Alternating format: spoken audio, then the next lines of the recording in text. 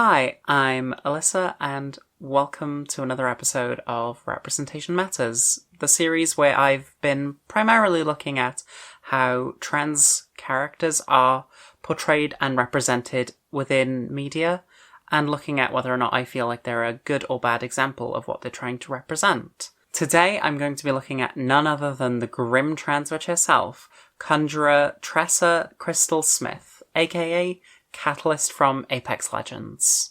So, Catalyst was introduced to the Apex games back in Season 15, Eclipse, and along with her introduction was a short little cinematic, which is what I wanted to look at today, as I feel like it's the best way to look at how she is represented within the universe of Apex Legends. So, I guess without further ado, we'll just get into that.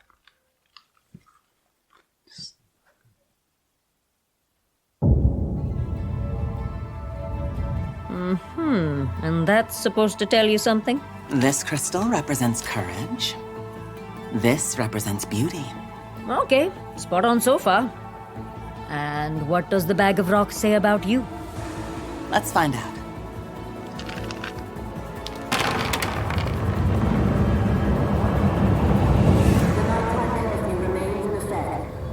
Only by working together can we ensure the survival of warriors. Hope is not lost. Thanks to the generous contributions of Hammond Robotics, a plan to stabilize Cleo is underway. Weirdly makes me think about Moon Kane. is crying out for help. I sense her pain. She needs us to protect her. Let me guess. That someone is us. Someone needs to do something. Last time we listened to you, we almost ended up in jail. I thought we were a sisterhood. You're going too far, Margot. It's getting scary. The curfew is now in effect. I should go. Reminder, Me too. the curfew is now in effect. You're not going with them? Nah, I've got nowhere else to be. She's a risk taker now. I like it. Come on. I want to show you something. You're going too fast. We're almost there, you big baby. See? It's beautiful. So are you. This suits you. I feel like the whole world has opened up now that I'm myself. I'm glad. Funny, isn't it? The moon may be dying, but it's this place that's broken. Do you really think Cleo will collapse? Not if I can help it. Give me your hand. I see creativity, compassion, leadership. Leadership? Really? I only tell you what the palm tells me. You're much stronger than you realize. You've already been through so much. Transitioning. That was sort of hard. But look at you now. You'll go on to do great things. It has been seen. Why did you bring me here? I have a plan to save Cleo. Oh, But it's dangerous. whatever it is, I'm in. Hammond isn't here to help. They're building that thing to strip Cleo. To consume her. And we're gonna stop them.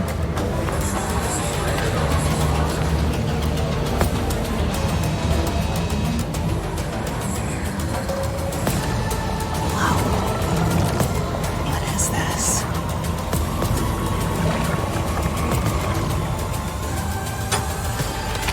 Hey! You didn't say anything about a bomb. What did you think we were doing here? Stop. People could get hurt.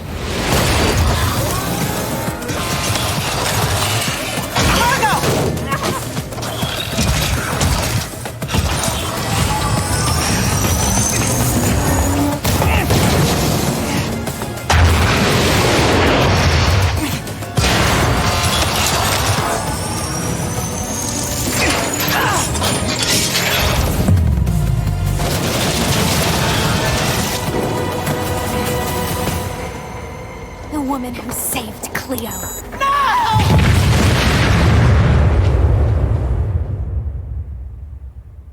Do the rocks tell you what happened to her? No. They only tell you what you already know. That I had to come here to protect my true home. Oh, well, that's a rough bit of luck. Okay, now to Sheila. She's been all moody lately.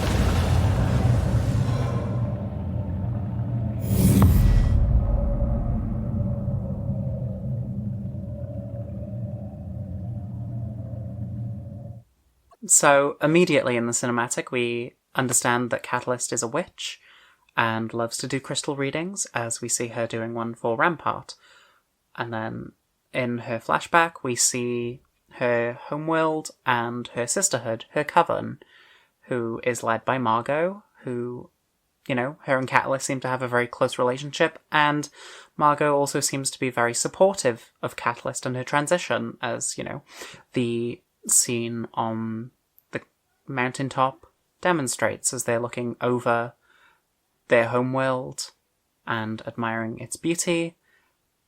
Margot remarks that Catalyst is also beautiful, and that the way she is now suits her a lot more than the way she was pre-transition. And then, you know, obviously Catalyst remarks of how difficult that journey was for her, because it is a difficult journey for everyone, but it's definitely one that is worth doing. And, you know, it shows that there's a light at the end of the tunnel, because, you know, she is reflecting on her hardship, but seems comfortable and happy, at peace with herself, a lot more confident. And yeah, I personally feel like that one little scene is the perfect way to represent a trans character in media, as not once does any of the characters in the scene say, Catalyst is trans, but you understand that message. You understand that she is trans from the context, because they talk about her transition and that difficult journey. And it's just such a natural and authentic way to portray that, to kind of just have them reminisce and kind of look back at how far they've come, and, you know, just being proud of themselves. It's beautiful.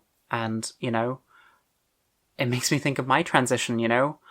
I came back out, like, near the end of 2020. It's been just over 2 years, and I feel like I've come a long way, and I'm very proud of that journey. I've still got a long way to go, and it's still difficult, but seeing Catalyst has honestly given me hope that I can feel that way one day, to feel that I'm beautiful, to feel that the peace and just being a lot more confident in myself. I'm getting there slowly. I'm getting more confident in myself, but it's a hard process. It's a hard journey. And, you know, that's exactly what the cinematic shows is, well, it doesn't show it, but it acknowledges that transitioning is a very hard journey, but it's one that is very worthwhile. And then, obviously, the cinematic closes with them infiltrating a Hammond facility and Margot trying to blow it up, which, you know, kind of just gives a bit of a background to Catalyst's motivation for joining the Apex Games, to find out what happened to her sister, and, you know, trying to fix the broken world that is her home. And it's beautiful. And obviously, it's not the only way we see her represented in the media. There are, you know, there's always a storyline with Apex. I personally haven't looked into the story. I kind of fell off of Apex, like, quite a few seasons ago, and I've only really started getting back into it now. So it's definitely something that I want to look into more, being as Catalyst is now a part of it, which, you know, that might sound sad, but to me, like, being able to see myself in media, it makes me want to consume that media more. So hopefully that in itself is a message to just video game companies and people who make TV shows and films. Just put trans characters in it, do it respectfully, do it really well, and it'll find an audience. Because we love to see ourselves represented in media, because we barely ever get to see it. So if it's done well, we will probably fall in love with that piece of media. So, just more trans representation, please. But yeah, getting back to Apex, the other way that obviously since starting to play the game again, I've seen is through voice interactions, and obviously Bloodhound is non-binary, so, the roster now has 2 trans characters with the addition of Catalyst, and obviously they have some really sweet lines together. Like, me and my partner have been playing, they've been playing a lot of Bloodhound because they're non-binary, and I've been playing Catalyst after finally grinding away and getting her. And yeah, just getting to hear those 2 characters interact, saying that, it's nice to be able to trust someone to have another person around who sees the world through the same eyes that they do. And it's really beautiful. And just, listening to them interact and talk and be vulnerable in that way is really sweet. Well, thank you. Glad we can stick together. You are welcome, not zone. Perfect.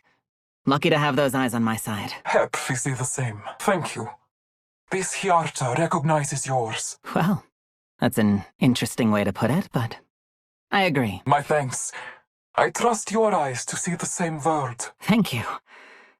And you're welcome. There's not that many interactions, but in the ones that they do have, it's really beautiful to hear. And yeah, like, you get the sense that they are 2 trans people and they feel comfortable around each other and feel like they can almost instantly trust one another because they have that shared experience. And I guess, like, that's kind of something I've experienced where, like, I've been around other trans people. I feel a lot more comfortable around trans people, and I feel like I can trust them a lot quicker because we have that shared experience. And yeah, it's just beautiful, just the way it's done. And, I feel like it's been done very respectfully, and I love that the actor who plays Catalyst is a trans woman, so that just, elevates it again. And yeah, like, I feel like when I do these, I kind of just go off on a tangent or ramble, and I feel like I kind of lose the point a bit, but I guess that's kind of part of it, is I kind of just get lost in my own thoughts on how these characters are represented. And yeah, like, to sum it up, I think that Catalyst is very well represented. I feel like she is probably one of the best representations of a trans woman in recent media, if not the best. I'm not 100%, like, obviously, like, I feel like I'm a bit biased because I do like video games, and having a trans character in video games, especially one that I've played, especially because I used to play it a lot when it first came out, I guess, like, it means a bit more to me. Just waiting on a Overwatch character to come out as trans, or, for a trans Overwatch character to come out. That'll never happen, but, a girl can dream. But, yeah, to sum it up, I feel like Catalyst is very well done, very well represented. I feel very seen. I feel like the trans community is very well seen through her, and yeah, absolutely beautiful. So, Respawn, thumbs up, great job, 10 out of 10. It's just great. Kind of, my brain is kind of just drawing blanks now, so I guess before I completely malfunction and just keep rambling on about nothing, I'm going to close off the video here. Thank you very much for watching. Hopefully you enjoyed. If you did, you can leave a like or maybe even subscribe. There's no pressure. And, hopefully I will see you in the next video. Bye!